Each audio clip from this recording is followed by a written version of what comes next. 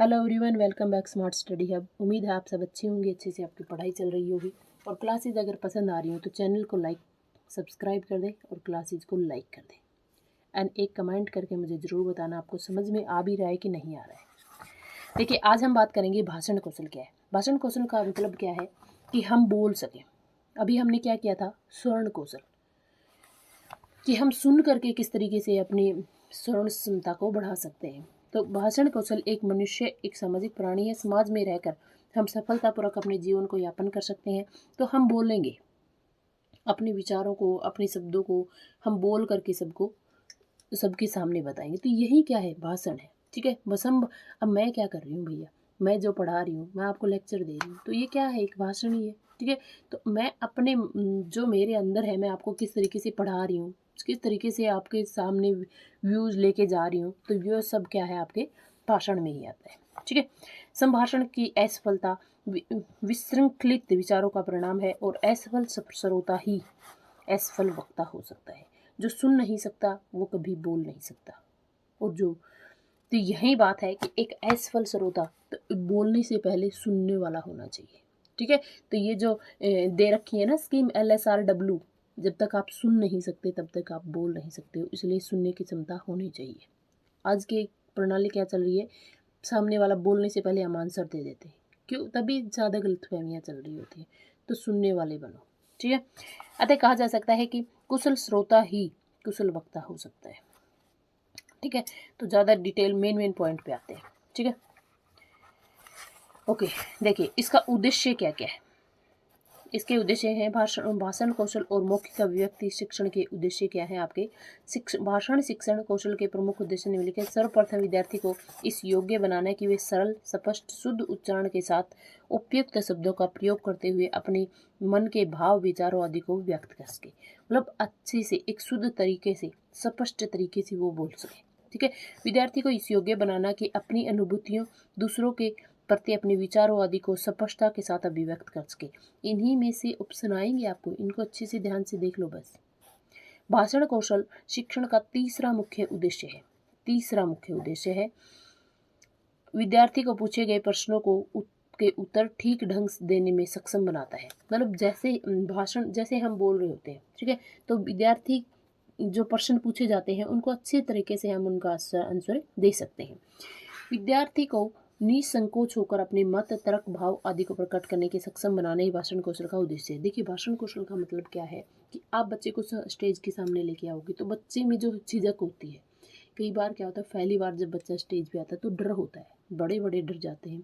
तो ये जो शुरू से ही अगर हम बच्चों में इस योग्यता का विकास करें तो वो उनके अंदर एक लय बन जाती है।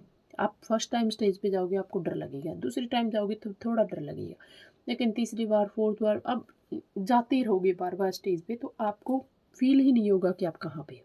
तो ये जो भाषण कौशल है, ये शुरू से ही बच्चों के अंदर क्या करना चाहिए, निपुण करना चाहिए। ठीक है, निष्कोचता, जो बोलने का जो तरीका है, जो शर्म होती है, मतलब हम झिझक जाते हैं, अपने मन की बात नहीं कह पाते, तो वो निकल जाता है बच्चों का।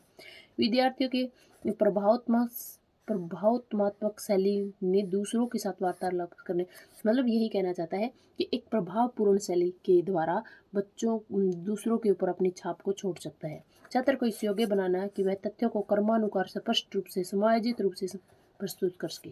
मतलब एक वे में, ऐसा नहीं है कि आप स्पीच में लास्ट की लाइनें पहले बोल रहे हो, पहले की लाइनें बाद में बोल रहे हो, तो एक लय में, क्रम के अनुसार आप स्पीच दे सकें। ठीक है, छात्रों को शब्दों के मूल अर्थों को समझते हुए अपने वाक्यों में उचित भाव, विषय आदि के लिए उचित शब्दों का प्रयोग करने में सक्षम कराता है। विद्यार्थी को एक कुशल वक्ता बनाता है, एक अच्छा वक्ता बनाता है। क्लियर। अब देखिए, भाषण कौशल का विकास क्या है, महत्व क्या क्या है। दैनिक जीवन की मौखिक अभिव्यक्तियों का महत्व होता है। व्यावसायिक क्षेत्र में मौखिक अभिव्यक्ति, जब आप आप कोई भी व्यवसाय कर रहे हो, अगर आप बोल ही नहीं पा रहे हो तो आप बोल लेंगे नहीं तो सामने वाले को क्या समझाओगे। ठीक है, तो कोई भी काम होगा तो सबसे पहले आपको बोलना आना चाहिए। ठीक है, दूसरा, ज्ञान अर्जित करने का महत्वपूर्ण साधन है। आप बोल कर भी आप अपने ज्ञान को बढ़ा सकते हो, तर्क वितर्क करके। व्यक्ति के संपूर्ण विकास में सहायक है। व्यवसाय के रूप में भाषण कौशल का उपयोग है। मनोदशा, मनोभाव आदि को व्यक्त करने के सशक्त माध्यम है। अब इनको छोटी छोटी बातों में कितना लंबा क्लास बनाओ, आप इन सब चीज़ों को समझ रहे हो, समझ सकते हो। ठीक है, मतलब क्या है, दैनिक जीवन में हम बोलते हैं, अपने व्यवसाय क्षेत्र में नहीं बोलेंगे तो हमारा व्यवसाय करियर खत्म हो जाएगा। ज्ञान, अब मान लीजिए आप टीचर बन रहे हो, अब बोलोगे ही नहीं तो क्या आप बच्चों को पढ़ाओगे? पढ़ाओगे नहीं तो आप हट जाओगे। ठीक है ना, तो बोलना, बोल करके आप क्या कर सकते हो, अपने करियर को बना सकते हो, ज्ञान को अर्जित कर सकते हो, अपने व्यक्तित्व का विकास कर सकते हो, भाषण कौशल का व्यवसाय के रूप में अच्छा उपयोग कर सकते हैं, अपने मन के भाव, मन की दशा आदि को दूसरों के सामने हम बता सकते हैं। बस क्लियर। ओके, फिर आता है पठन कौशल। पठन कौशल क्या है? ठीक है, पठन कौशल है आपका, यद्यपि बालक विद्यालय में प्रवेश करने से पहले अपने परिवर्ण के स्वर्ण कौशल, भाषण कौशल में थोड़ी बहुत निपुणता प्राप्त कर सकता है। मतलब बच्चा जब स्कूल में जाता है तो थोड़ा सुनता भी है और वो बोलने भी लग जाता है। अब क्या करता है, जो पढ़ाई करता है वो कहाँ पे करता है? वो स्कूल में आके करता है। जो पठन विकास होता है वो विद्यालय में, उसके लिए उसको विद्यालय में आना पड़ता है। विद्यालय में अध्यापक ही उसे भाषा के लिखित रूप से परिचित करवाता है। ठीक है, अर्थात सामान्य अर्थों में पढ़ने को ही वाचन कहा जाता है। ठीक है, पढ़ने को ही हम क्या कहेंगे? वाचन कहेंगे। दूसरे शब्दों में यह भी कहा जा सकता है कि बालक जब अपनी भाषा के लिखित रूप में अक्षरों की पहचान कर उनके अपने मुख से उच्चारण करने लग जाता है तो उसे ही पठन या वाचन कहते हैं। ठीक है, अब हम क्या करते हैं कि देखो, पढ़ने का मतलब क्या है कि बच्चा जब शुरू में जाता है तो अक्षरों को देख के पढ़ने लग जाता है, बोलने लग जाता है, बोल कर, लिख कर, हम उसको ही हम क्या कहेंगे? पठन कौशल कहेंगे। ठीक है, मतलब आप लिपिबद्ध अक्षरों में छिपे अर्थों को समझ सकते हो, उनका ज्ञान प्राप्त करेंगे। वाचन तथा उन लिपिबद्ध अक्षरों का ज्ञान निरर्थक होता है, उस टाइम पे कोई अर्थ नहीं होता है। ठीक है, मान लीजिए कि प्राथमिक स्तर के छात्र को पहले तो देवनागरी लिपि का क्या करवाएं? परिचय कर दिया जाए और कुछ दिनों के अभ्यास के पश्चात उसे अतिशयोक्ति, विश्वानुगामिनी और मनोविश्लेषण जैसे शब्दों से युक्त वाक्य और अनुच्छेद को पढ़ाने के लिए कहा जाए तो निसंदेह छात्र उन शब्दों को, अनुच्छेदों को पढ़ तो लेगा, किंतु उसके अंदर जो अर्थ होते हैं ना उनको नहीं समझ पाएगा। शुरू में एक बच्चे को नहीं पता होता कि व्याकरण क्या होती है। ठीक है, तो धीरे धीरे उसको क्या कराया जाता है? समझाया जाता है, पठन कौशल में उसको निपुण करवाया जाता है। ठीक है, तो पठन कौशल के उद्देश्य क्या क्या है?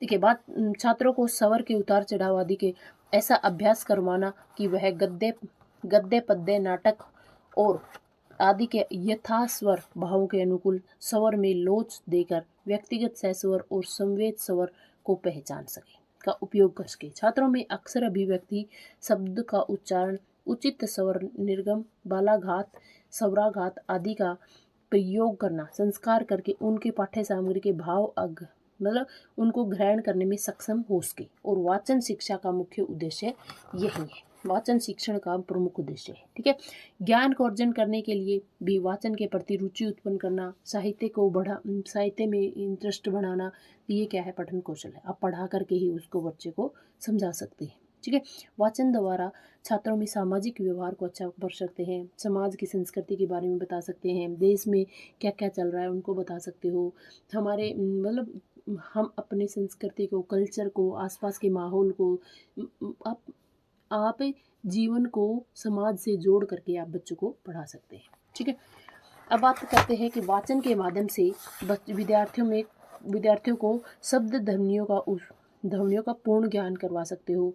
तो आपको क्या है, आप पढ़ा किस तरीके से रहे हो? देखो, कहाँ पे पूर्ण विराम लगाना है, कहाँ पे आपको रुकना है, किस तरीके से लय में बोलना है, तो ये सब करके आप पढ़ा के बच्चों को बड़ा काम करवा सकते हो। और जो पढ़ाना होता है ना, जो मेन, जब आप स्टार्टिंग करते हो तो ये पहला काम टीचर का होता है। ठीक है, तो धीरे धीरे पठन कौशल जो है वो बच्चों में बढ़ने लग जाता है। ठीक है, फिर क्या आता है? पठन कौशल का मुख्य उद्देश्य क्या है आपका? विद्यार्थी में सर्वांगीण विकास में वाचन का विशेष महत्व है, मतलब ऑल ओवर डेवलपमेंट होना चाहिए। जो व्यक्ति पढ़ नहीं सकता वह कितना भी व्यवहार कुशल क्यों ना हो, उसे अनपढ़ या निरक्षर समझकर हे दृष्टि से देखा जाता है। समाचार पत्र, पत्रिकाओं, साहित्य रचनाओं आदि में छिपे ज्ञान भंडार को वो प्राप्त नहीं कर सकता है।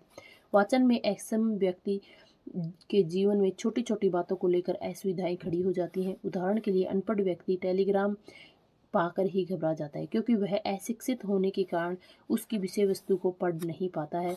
यही अनुमान लगता है कि कुछ अनिष्ट हो गया है, इसलिए टेलीग्राम भेजा गया है। इसी प्रकार मतलब क्या किया गया है कि जो पढ़ नहीं सकता है उनको आप एक हमारे समाज में क्या हर जगह पे वो बहुत सारी चीज़ों से वंचित रह जाता है। क्लियर।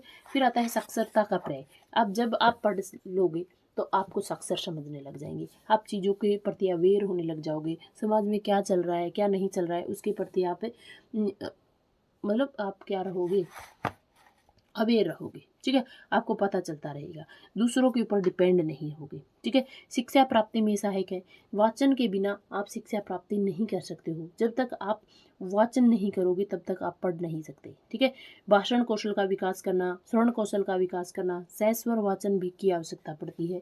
वाचन ही मौखिक अभिव्यक्ति का विकास करने में सहायक होता है। शब्द भंडार को बढ़ाने में वाचन का प्रयोग, वाचन का यूज करना पड़ता है। हम अपने स्किल्स को डेवलप करने में वाचन का महत्वपूर्ण महत्व है। क्लियर। देखिए, वाचन से हम क्या कर सकते हैं, वाचन से हम अपने अपने ज्ञान को अर्जित कर सकते हैं। ज्ञान का प्रमुख साधन है जिसके द्वारा देखिए जब जब तक आप पढ़ सकते हो, मान लीजिए पढ़कर एक पुस्तक को पढ़कर आप ज्ञान प्राप्त कर सकते हो। आप फ़ोन पर जो भी चीज़ें आ रही हैं उनको पढ़ करके आप बहुत सारी चीज़ आप स्किल्स को डेवलप कर सकते हो। मनोरंजन के द्वारा भी वाचन को हम बढ़ा सकते हैं। ठीक है, प्रत्येक व्यक्ति जीवन भर किसी न किसी कार्य में जुटा रहता है और मनोरंजन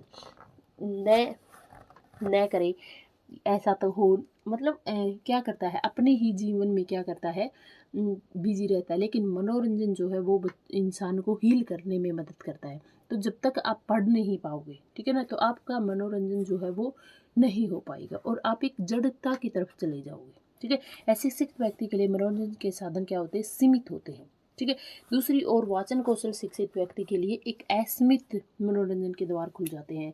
आप फ़ोन देख सकते हो, आप मतलब कहीं पर भी जा रहे हो, समाचार पत्र पढ़ सकते हो, बुक पढ़ सकते हो, कोई आपका जो जीवन है वो उबता रहा नहीं होगा। ठीक है, मतलब आप बोर नहीं होंगे अपनी ज़िंदगी से।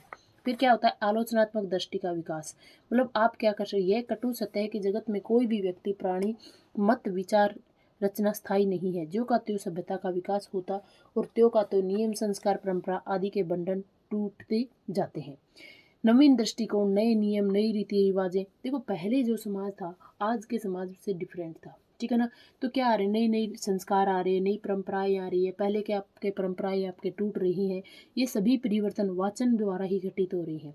जो कि जो पुस्तकें वो पहले की किताबों में चेंज हो रहा है, हमारे सिलेबस में चेंज हो रहा है। तो क्यों हो रहा है, क्योंकि वाचन की वजह से ही हमें पता चल रहा है कि क्या सही है और क्या गलत है, क्या समाज में चल रहा है और क्या होना चाहिए। ठीक है, हम अपने अपने कर्मों के प्रति भी क्या होते हैं, अवेयर होते हैं। ठीक है, एक लोकतंत्रात्मकता का महत्व पता चलता है कि हमारे संविधान में क्या क्या चल रहा है, हमारे देश में क्या चल रहा है।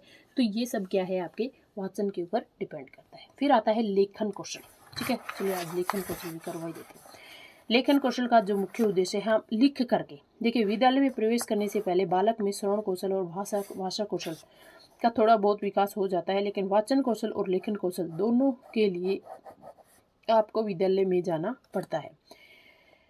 अब हम बात करते हैं कि विद्यालय से पहले उसके वाचन कौशल के विकास की ओर ध्यान दिया जाता है और उसके पश्चात छात्र में लेखन कौशल का विकास किया जाता है। वस्तुतः भाषण कौशल का यह क्रम स्वाभाविक और प्राकृतिक रूप से चलता है। सबसे पहले बच्चा क्या करता है, सुनता है, ध्वनियों को सुनता है। प्रकृति रूप से देखिए, पहले बच्चा सुनता है, फिर बोलता है, फिर देखिए कितना चित्र दिखा दिखा करके आप बच्चों को पढ़ाना स्टार्ट करते हो। ठीक है, और फिर आप उसको लिखाना स्टार्ट करते हो। तो जो ये लय होती है वो क्या होती है, एल, एस, आर और डब्ल्यू। ठीक है, listening, speaking, writing and reading and writing. तो ये है आपका, ये कर्म जो है वो प्रकृति ने ही दे रखा है। तो ये इसी कर्म से ही हम क्या करते हैं, पढ़ाई करते हैं। ठीक है, वैसे ही भाषा के दो रूप होते हैं, मौखिक और लिखित। या तो आप बोलोगे या फिर आप लिखोगे। तो छात्रों के श्रवण कौशल और भाषण कौशल के विकास के लिए मौखिक भाषा ही महत्वपूर्ण होती है, परंतु वाचन कौशल और लेखन कौशल के लिए भाषा के लिखित रूप की आवश्यकता पड़ती है। लेखन कौशल के लिए छात्र को सर्वप्रथम अक्षरों, वर्णों आदि की बनावट सिखाई जाती है। तत्पश्चात शब्द, वाक्य आदि का कर्मिक ज्ञान कराया जाता है। ठीक है, अपने भाव, विचारों और श्रुत सामग्री से ग्रहण किए भाव, अर्थ आदि को अपनी मातृभाषा के लिपिबद्ध चिन्हों द्वारा शुद्ध व लिखित रूप से प्रस्तुत करने की क्षमता को हम क्या कहते हैं, लेखन कहते हैं। ठीक है, इसके उद्देश्य क्या क्या है देखिए, छात्रों को भाषा की लिपि के अनुसार वर्णों, अंकों आदि को ठीक व सुंदर बनावट के साथ लिखने की क्षमता बनाना, छात्रों को मानक भाषा के अनुसार शुद्ध अक्षर विन्यास का ज्ञान करवाना, शब्द पद आदि लिखने के लिए प्रेरित करना। मतलब आप किस तरीके से अक्षर का लिखोगे, किस तरीके से आप उनकी बनावट करोगे, तो उनको प्रेरित करने के लिए आप क्या कर सकते हो, लेखन कौशल का यूज कर सकते हैं। तो देखिए, छात्रों की वाक्य रचना के नियमों से परिचित कराकर शुद्ध वाक्य रचना के लिए प्रेरित कर सकते हैं। मतलब आप किस तरीके से नियम से वाक्य रचना कवर कर सकते हो। छात्रों को नियम वाक्य में प्रयुक्त होने वाले विराम चिन्हों से परिचित करवाकर व्याकरणिक नियम, भाव, विचार आदि के अनुरूप उनका व्याकरण समस्त प्रयोग करने में सक्षम बनाना, ताकि शुद्ध लेखन का शुद्ध व स्पष्ट हो सके। मतलब आप किस तरीके से शुद्ध तरीके से लिख सकते हो। देखिए, ये जो लैंग्वेज है ना, थोड़ी सी अटपटी हो सकती है, लेकिन यही लैंग्वेज आएगी आपके, इसीलिए मैंने इसको उठाया है। इन्हीं में से ही आपके ऑप्शंस आएंगे। तो ये पहले अगर पढ़ लेते हो तो आप थोड़ा से उन लैंग्वेज से परिचित हो जाओगे। ठीक है, अब मैं बोल बोल के बढ़ा दूँ, ऊपर ऊपर से चीज़ों को कवर करा दूँ, तो फिर आप उस लैंग्वेज से आप टकरा नहीं पाओगे। तो इसलिए दिखाना ज़रूरी है ये सब। अब छात्रों के शब्द के विभिन्न रूपों, सूक्तियों, मुहावरों, लोकोक्तियों आदि का शुद्ध व उचित ढंग से प्रयोग कराना क्या कहलाता है, लेखन। लेखन के द्वारा हम क्या कर सकते हैं, सूक्तियों का प्रयोग कर सकते हैं, मुहावरों का, लोकोक्तियों का परिचय करा सकते हैं बच्चों से। ठीक है, हम छात्रों को प्रसंग, परिस्थिति व भावों के अनुरूप भिन्न भिन्न भाषा शैली का प्रयोग करने में सक्षम बनाना ही, मतलब इसके उद्देश्य क्या क्या है लेखन के। छात्रों को इस योग्य बनाना है कि अपने अनुभवों, विचारों आदि को लिख कर अभिव्यक्त कर सके। देखिए, आप कोई स्टोरी सुन रहे हो तो फिर आप कहोगे कि इस स्टोरी के ऊपर आप अपने विचार लिखिए, तो आप लिख करके अपने विचारों को अभिव्यक्त कर सकते हैं। ठीक है, छात्रों को अपने विचारों के तार्किक क्रम के में लिखित रूप से अभिव्यक्त करने में सक्षम बनाना, छात्रों को इस योग्य बनाना है कि वे अपने भाव, विषय आदि को प्रकृति को और अर्थ के आधार पर अनुच्छेदों में विभाजित कर उन प्रभावशाली ढंग से अभिव्यक्त कर सके, और छात्रों की सृजनात्मक योग्यता का विकास कर उन्हें मौलिक रचना आदि कार्यों में योग्य बनाना ही इसका मुख्य उद्देश्य है। ठीक है, लेखन शिक्षण का कार्य नियोजित करना चाहिए। बच्चों के विद्यालय में सबसे पहले अक्षर बोध कराया जाता है, फिर उनको सुंदर बनावट के लिए अक्षरों को ताकि वो अच्छी सुंदर लिखावट में अपने अक्षरों को लिख सके। ठीक है, अंदर सुंदर, सुडोल व शुद्ध अक्षरों को लिखना ही लेखन प्रशिक्षण का प्रथम सोपान है। उसके बाद ही शब्द, वाक्यांश, मुहावरे, लोकोक्ति आदि का ज्ञान करवाकर छात्रों को लिखित प्रयोग की ओर प्रोत्साहित करवाते हैं। क्लियर। फिर होता है कि लेखन कौशल के महत्व कौन से होते हैं। लेखन कौशल के महत्व हमारे दैनिक जीवन में भी किए जाते हैं कि हम लिख करके जो मान लीजिए जो चीज़ें हम बोल कर सामने वाले को नहीं बता सकते, वो चीज़ें हम लिख करके सामने वाले को अच्छे से बता सकते हैं। अपने भाव विचारों को अधिक समय तक सुरक्षित रखने के लिए लिखित अभिव्यक्ति का प्रयोग कर सकते हैं। विचारों को लिख कर सदियों के लिए रख सकते हैं। देखो, जितने भी हमारे वेद, जितने भी इम्पोर्टेंट किताबें बनी हुई है, गीता बनी है, महाभारत जिसमें लिखी गई है, तो जो अगर वो लिखते नहीं तो उनके विचार जो है हम तक पहुंच कैसे पाते। ठीक है ना, तो लिख कर हम सदियों तक उन चीज़ों को सुरक्षित रख सकते हैं। मानव जीवन का इतना विस्तार हो चुका है कि अब केवल मौखिक अभिव्यक्ति के द्वारा अपने समस्त कार्यों को पूरा नहीं किया जा सकता है। दूसरे स्थानों पर रहने वाले मित्र, संबंधियों आदि को संदेश पहुँचाने के लिए भी हम क्या कर सकते हैं, लेखन कौशल का प्रयोग कर सकते हैं। ठीक है, मनुष्य को अपने दैनिक जीवन के अधिकांश कार्यों के लिए हमें क्या कार्यों जैसे संबंध पत्र का लिखना, खर्चों का हिसाब किताब करना, घरेलू खर्चों का हिसाब किताब करना, तो हम क्या कर सकते हैं उसमें लिखन। सरकारी कामकाज के लिए हमें क्या करना पड़ता है, एक लिखित वे चाहिए। ठीक है ना, अब तो कंप्यूटर की वो आ चुकी है, लेकिन उसमें भी तो हम लिखते ही है, हम अपनी चीज़ों को स्टोर करने के लिए, ताकि हमें याद रह सके। तो उसके लिए भी हम क्या कर सकते हैं, लेन देन का हिसाब करना, समझौतों की रूपरेखा बनाना, दस्तावेज को प्रस्तुत करने आदि का लिखित भाषा का प्रयोग किया जाता है। शिक्षा प्राप्ति के लिए लेखन कौशल की आवश्यकता पड़ती है, और स्कूल कॉलेजों में निर्धारित पाठ्य पुस्तकों से विद्यार्थी ज्ञान भाव आदि को भी हम क्या कर सकते हैं, उनके नोट्स से पढ़ते हैं। अब हम क्या कर रहे हैं, देखिए स्टेट आ गया है तो हम एक दूसरे से नोट्स मांग रहे हैं। अरे भाई, आप नोट्स के चक्कर में मत पढ़ो। अगर मान लीजिए आपको PDF में नोट्स मिल गई हैं तो फ़ोन से ही पढ़ लो। क्या करते हैं हम कि दिमाग में ये बन जाता है जब तक ये नोट्स नहीं निकलेंगे ना तब तक तो मैं पढ़ूंगा ही नहीं। फिर वो हो सकता है कि 2-3 दिन वैसे निकल जाए नहीं पढ़ने में, फिर वो जो एक वे होता है ना पढ़ने का वो निकल जाता है। तो इसलिए जहाँ जैसे भी आपको नोट्स मिले हुए हैं उन्हीं से ही आप पढ़ने में काम चलाओ, ठीक है। इनके जो शॉर्ट्स नोट्स हैं मेरे पास, तो मैं यूट्यूब चैनल पे और एक मेरा टेलीग्राम चैनल है, दोनों का लिंक डिस्क्रिप्शन में दे दूँगी, वहाँ से आप अपने नोट्स निकाल सकते हो, ठीक है। बस पढ़ाई पे फोकस करो।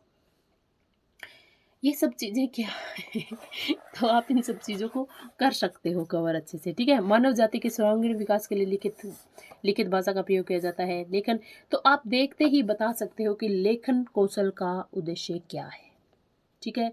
लेखन कौशल का महत्व क्या है, आप इन सभी ऑप्शंस में आप आराम से समझ सकते हो। क्लियर। तो बस मैंने आपको इन सब से परिचित करा दिया है। आज हमने लेखन कौशल, पठन कौशल, मौखिक कौशल और श्रवण कौशल चारों के चारों कवर कर लिए हैं। मिलते हैं नेक्स्ट टॉपिक में, तब तक के लिए जय हिंद, जय भारत।